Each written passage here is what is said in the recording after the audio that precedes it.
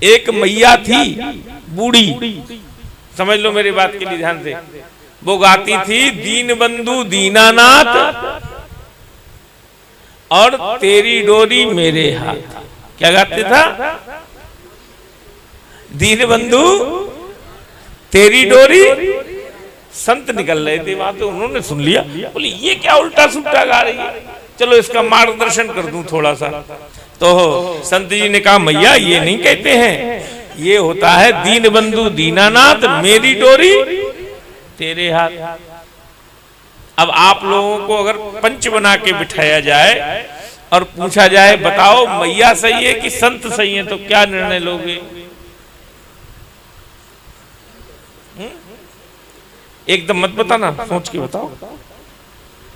आपको अगर निर्णायक बना के बिठाया जाए, मैया ने तो झड़क दिया संत को, कह दिया अरे हम तो बरसों से यही गाते यही गाएंगे, हम नहीं कुछ दूसरा गाएंगे, जाओ अपने रास्ते।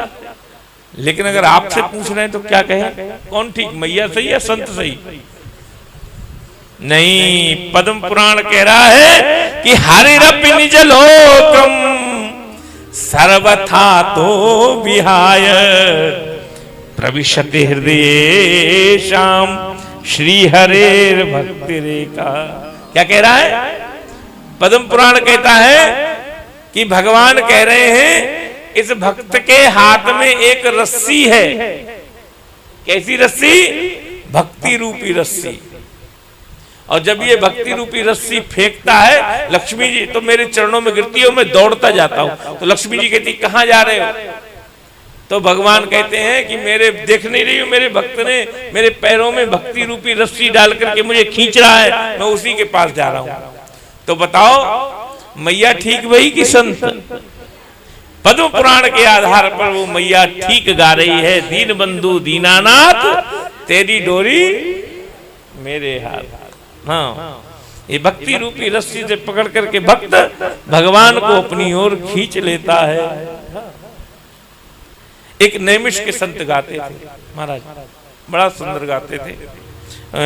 उनका भजन तो मुझे ध्यान नहीं रहा, कथा याद है मुझे थोड़ी सी।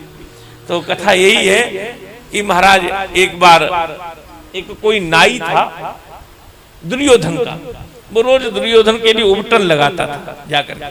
हाँ, अब एक दिन कोई संत उस नाई के घर पधार गए और उन्होंने कहा हमें कुछ खाने को दो। तो नाई ने दरवाजा खोला, उन्होंने कहा अच्छा महाराज कुछ है तो है नहीं, मैं कुछ व्यवस्था बनाता हूँ। उसमें समय लग गया।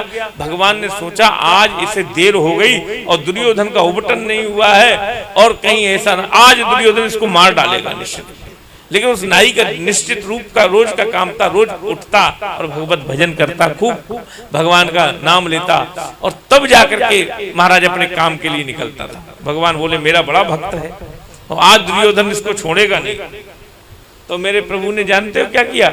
नाई का वेश बना लिया, वैसे नाई की तरह अपना साफा बांधा और बढ़िया वैसा ही वेश बना करके हाथों में उबटन की कटोरी ली और जाकर के दुर्योधन की भगवान मालिश कर रहे हैं, उबटन लगा रहे हैं। दुर्योधन बोला अरे नंदा आज तेरे हाथों का स्पर्श बड़ा सुकोमल और सुखदाई लग रहा है। भगवान बोले लगा ले दुष्ट ठेर, ये तो मेरे भक्त का चमत्कार है जो तेरी मालिश करनी पड़ रही है, वरना मैं कहाँ आने वाला। बोलो वृंदावन बिहारी लाल की। तो भगवान तो अपने भक्तों के लिए दौड़े चले आते हैं। भक्त के हाथ में भगवान की रस्सी है। हरिरपि निज लोकम सर्वथा तो विहाय। भगवान भक्त के ऐसे पराधीन हैं कि भक्त की एक आवाज पर दौड़ते चले आते हैं, बस तुम्हें पुकारना है। और यही तो कहा भक्ति ज्ञान वैराग्य के उसमें कि जब भक्ति व्यथित हो गई तो नारद जी बोले व्यथित क्यों होती हो देवी?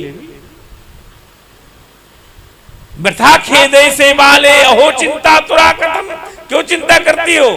अरे द्रौपदी चा परित्राता है न कौरव कश्मलात पालिता गोप सुंदरिया स कृष्ण क्वापि नोगता। अरे तुम उस कृष्ण को याद करो, वो कहीं गया नहीं है, वो सदैव तुम्हारे अंग संग है, रहता है।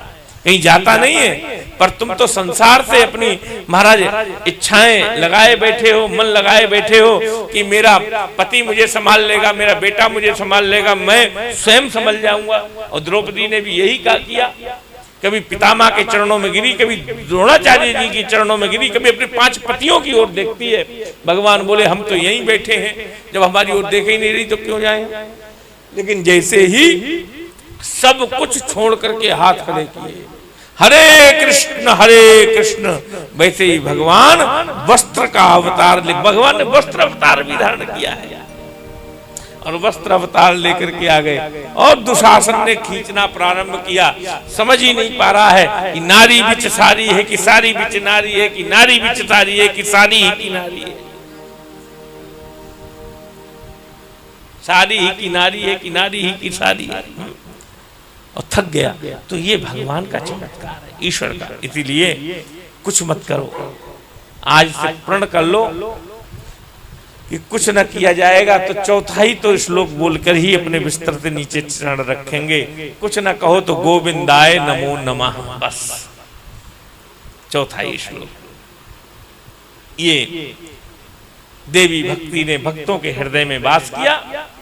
और इधर श्री नारद जी वाक्यम ब्रवीत, नारद जी कहते हैं कि हे महाराज, आपने भक्ति ज्ञान वैराग्य की बड़ी सुंदर कथा हमको सुनाई, परंतु दुनिया में सब भक्त ही तो नहीं है, सब ज्ञान के अधिकारी तो नहीं है, सबको वैराग्य भी नहीं मिल जाता, लोग बड़े बड़े पापी भी हैं। देखिए उठे हुए को क्या उठाना, धर्म और शास्त्र और गुरु तो वो धन्य है जो गिरे हुए को उठा ले।